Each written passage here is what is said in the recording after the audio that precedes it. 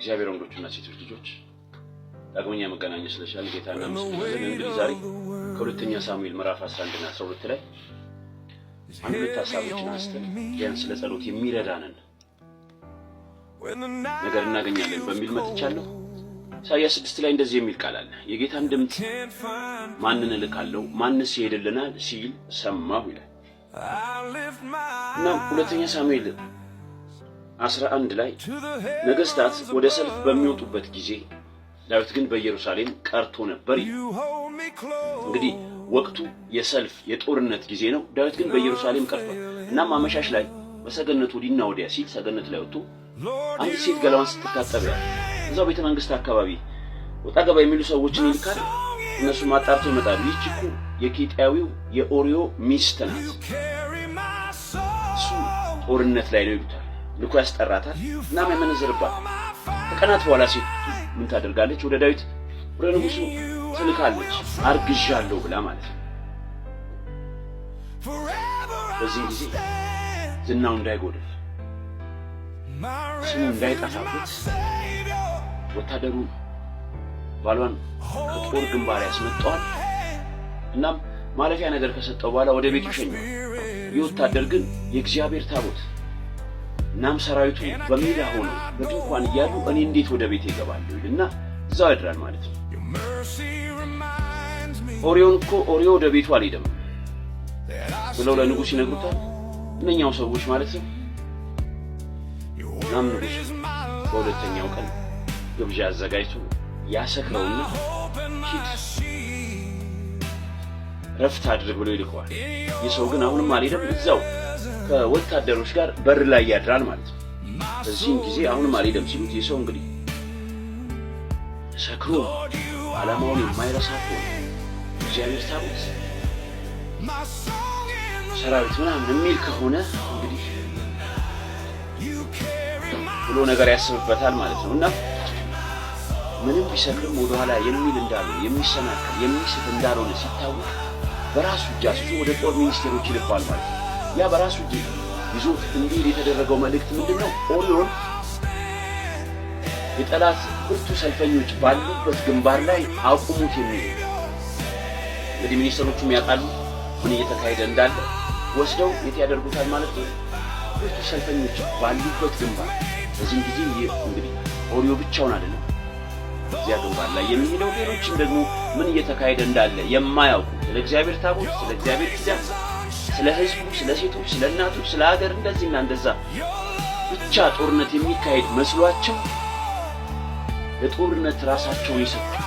ሌሎችም ወታደሮች አብረው ምን ይላሉ ማለት ነው? በዚህ ተንኮል በዚህ ሴራ ይሰዋሉ ማለት ነው። እንግዲህ ለጦርነት የጦርነት ግጥሞችን፣ ድራማዎችን፣ ሙዚቃዎችን፣ ዘፈኖችን ምናምን ሰምተሽ እንዳትነሳሽ፣ ለጦርነት እንዳትነሳሽ፣ ልሂድ በቃ እንዳትይ ጊዜ ማሰብ ያለብሽ የጌታን ድምጽ ሰማሁ አለ ኢሳይያስ። ምን ሲል?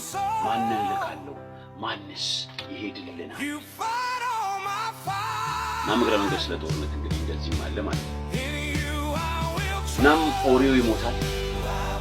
መልእክቱንም ለንጉስ ያመጡለታል። ንጉሱ ኦርዮ እንደሞተ ሲሰማ አሁንም በእነዛው ሰዎች ልኮ ያስመጣታል።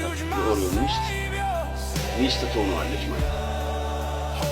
እንግዲህ ይህ ሁሉ ነገር ሲካሄድ የወታደር ለህዝቡ፣ ለእምነቱ፣ ለእግዚአብሔር ታቦት፣ ለኪዳን፣ ለሌላም ለምንችለው ብርቱ ለሆነ ዓላማ ራሱ ሊሰጥ የሄደ ነው።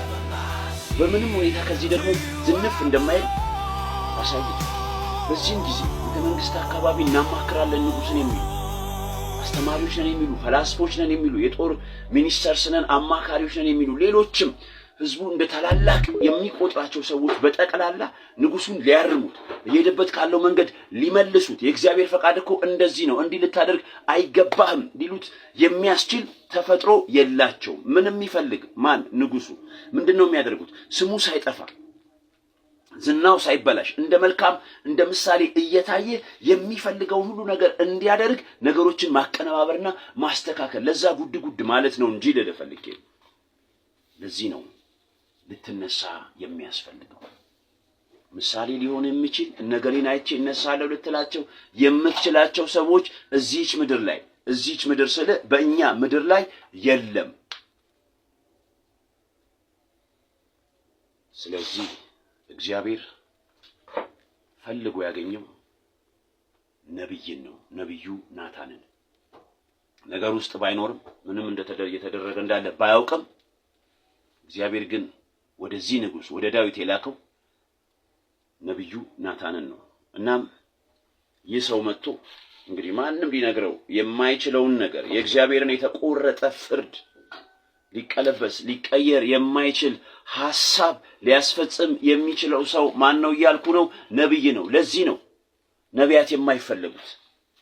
ነቢያት ላይ እነኛ ሰዎች እኮ ወደ ጎን ወደ ግራና ወደ ቀኝ ቆመው ሊያወሩ ይችላሉ። ይቺ እኮ ቤርሳቤ የወታደሩ የኦሪዮ የኬጢያዊ ሚስት ነበረች፣ የመጣችው እንደዚህ ነው፣ እነንትና ናቸው ያመጧት እያሉ ሊነጋገሩ እኮ ይችላሉ። ሁሉንም ነገር ቤተ መንግስት አካባቢ ያለውን ነገር ያውቃል።